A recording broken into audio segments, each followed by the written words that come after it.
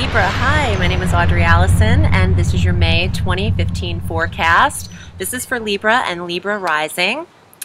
I am very happy to be here. Thank you for tuning in and for subscribing, liking, sharing, and being such cool subscribers to this video. I appreciate the support, Libra.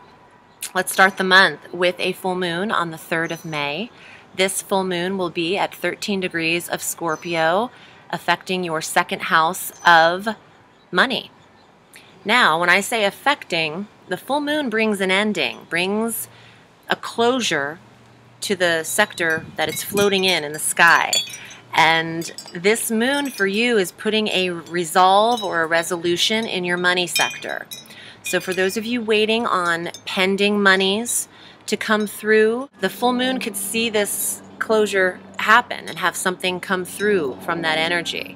This full moon also squares Jupiter at 13 degrees of Leo in the 11th house of wishes and goals and friendships and clubs and organizations. A square brings a little bit of tension, so perhaps this waiting game might have gotten to you, created some tension, anxiety. You need a release, and this full moon is going to give it to you. Now, on the 7th of May, Venus, your ruling planet, Libra, will enter Cancer. And Cancer's a cardinal sign like you are, Libra. So that will square you when Venus enters Cancer. However, this will impede the 10th house of career or retirement. Venus is beautification and a smoothing over and such a loving, lovely energy through the 5th of June. In your retirement sector, those Librans who are not working will have a beautiful time through that energy. Those of you who are, you have promotion coming up or title change, status change in the career, blessings in the 10th house of recognition and how you are being seen. Venus will trine Neptune, an additional water sign, at 9 degrees of Pisces when she enters Cancer, and eventually will even trine Chiron at 21 degrees of Pisces. And this will affect the 5th house and the 10th house, which is creative business endeavors as for the career. So for those Librans who are branching out on their own and not doing the corporate lifestyle and the corporate gig, you have positive trining energy, support of Venus, which is money, in addition to love and beauty, trining Neptune, which is somewhat delusional, and it might be that you have such a better outlook of your creative endeavors because of that trine. Neptune wears a little bit of rose-colored glasses, so everything might be copacetic with you in that 5th house. You have a very positive aspect for healing relationships with your children through that experience as well. Spending more time with them, the 5th house of children. And also the 5th house of romance, the dating, you know, true love, connecting with someone. What a beautiful energy. Beautiful trining energy with Venus and Neptune and Chiron from the 7th through most of the month until Venus transits again next June, on the 6th of June. Okay, so Venus will also square Uranus in Aries when she enters there, because Aries, is another cardinal sign like Cancer.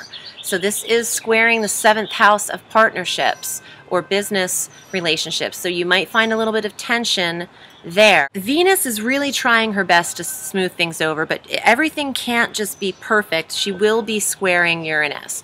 And Uranus is sudden and abrupt. Venus squaring Uranus, it doesn't have to be negative, even though there's some tension there, but what could happen is an abrupt relationship. Something can enter very quickly. In the 7th house with Venus, the planet of love, and Uranus, the planet of surprise. There could be tension around this. It could be so unexpected. Perhaps you're not ready for it. You're just like at the supermarket with no makeup on and your hair up, and then here's somebody that you're meeting. So you gotta step it up and look your best. On the 11th, Mars will enter Gemini, another air sign like you. So through the 24th of June, Mars enters Gemini. I'm hearing some things today. It's like I almost want to do the cards first, because as I'm talking the astrology, I'm hearing things that are about the tarot, but I really like to start the forecast first and then sum up with the cards. So let me go from there. Mars enters Gemini through the 24th of June, bringing action, drive, determination, will, and even energy in the 9th house sector of foreign travel, or people traveling to you, or study and education, or your belief system. Maybe what you believe in is changing. Maybe the way you are, the higher learning, the way the mind is retaining knowledge might be changing. But when Mars enters Gemini, there is an opposition that's occurring with a retrograde Saturn at 2 degrees Sagittarius in your 3rd house of communication. So an opposition means that they're 180 degrees across from each other on the astrological wheel. And Mars, to his detriment, is anger and aggression and frustration, and Saturn is restriction and control. So those two opposing each other together can create a little bit of a gritty feel for that time frame of over the 11th and for several weeks after. So watch the tone in your communications, because the 3rd house is Sagittarius, where this opposition of Saturn retrograde is. How you're speaking, the messages you're delivering, make sure you're saying exactly what you mean, and don't say too much. Less is more, because we are having a Mercury retrograde in May. On the 18th, the new moon is here at 26 degrees Taurus in your 8th house of settlements. The 8th house, settlements, property, inheritance, will, death, sex, intimacy, regeneration, rebirth, all things Scorpio, who naturally rules the 8th house. This new moon could see a settlement come through, but you want to set your intentions on what you want to achieve in that sector on a new moon. So on the 18th, focus on what you desire in the 8th. Is it a new intimate partner? Write it down. Don't write what you don't want, write what you want. This new moon opposes Saturn as well, retrograde in Sagittarius in the 3rd house of communications, just like Mars. So, as much as this new moon wants to work for you, I think that you have to realize that energy, comes in ebbs and flows. It's there and then it's not. It doesn't always remain tense, and oppositions don't always last. So it is what it is. You have to just know that that day, not everything will always feel so restricted, if it does, or so controlled. That same day on the 18th that we have the new moon, Mercury retrogrades. And he retrogrades at 13 degrees of Gemini through the 11th of June in your 9th house of belief system and your study, your foreign travel. Horrible time for you to plan a foreign trip or a long distance travel, because it's falling in the sector of long distance travel for you. So it's a double whammy, because Mercury itself is travel. So he'll be retrograde through the 11th, but then he goes direct on the 11th at 4 degrees of Gemini and remains in this sector until July 8th. A very long time, 8 weeks for Mercury to be in one sign. 9th house. For those of you in school, it might be that you're wanting to read, write, revise, study, analyze, review, which is perfect to do in the retrograde, but don't take a lot of action in the retrograde if you can avoid it in the 9th house. I just feel like it might work against you, but it's good to prepare internally during the retrograde.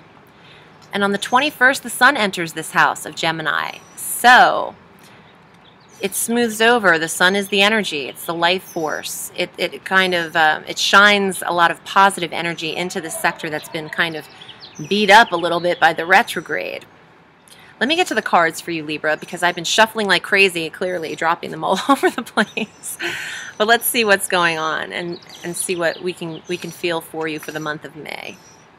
And also, if you'd like to read with me, I read all through the week here at my little house. So you can get in touch with me at audreyallison.com, and I'm on Facebook at Audrey Allison Astrology and Tarot. Let's see. And let me rephrase. I don't do readings with a client at my house. I read over the phone, but I'm here at my house. Okay. Here's the cards. Libra. Oh my gosh, the moon. I love this for you. It's intuition. It's dreams, internal guidance. Could be a little emotional, but the moon energy, the new moon of settlements, and the full moon of... These moons hit your money sectors. The new moon's your possessions. I'm sorry, the full moon's your possessions on the 3rd, and the new moon is your shared resources and your inheritances or your settlements. So the moons are important for Libra this month. The Lady of Swords, this is an air sign, could represent you, the Libra female. This is music, poetry, writing. It's all things kind of, well, air sign because it's the swords cards, but if you are a writer or you write poems or poetry or things beautiful, words, lyrics, this is a beautiful time to work on that through the retrograde. And to rehearse your material. Rehearse, review, revise. The Ace of Cups, new love. New love coming in. What a beautiful card. Also represents the time of summer. And even though it's not summer yet, I think that romance might be brewing for you because your 5th house and 7th house of true love and relationship have energy in that trine from Venus, the planet of love. Now, 2 cards at the end popped out. The 10 of Wands, the Phoenix rising from the ashes, rebirth, regeneration. And then the 9 of Cups, the wish card. Your wish is coming true. Confidence. Respect. Self-respect. Your wish is coming in. I keep hearing that. Okay, so let's see. You know, I really like this spread because it has the cup cards are here that are the emotions as well as the moon, the major arcana card that represents the emotions. You have a very intuitive, strong self right now, Libra. So I would trust that. You're also being reborn. You can feel the eclipse that we just had last month in Libra on the 4th of April created this for you. You're rising from the flames. And I'm going to quote Iggy Azalea by saying, I arose from the smoke without a smudge on me, so back up off of me unless you got some love for me, right? That's what's up with this. I don't know why I just did that. But you are coming out of something and you will not tolerate what you might have tolerated before. So if they don't have love for you, bye-bye. Because you don't need anyone anymore. You're realizing that you can do things on your own. And this is a very confident card. So whatever you've been holding on to, I think you're going to achieve because it's the wish card, Libra. So thank you for joining me. You can reach me at audreyallison.com. I'm wishing you a sweet May and a beautiful day. Bye.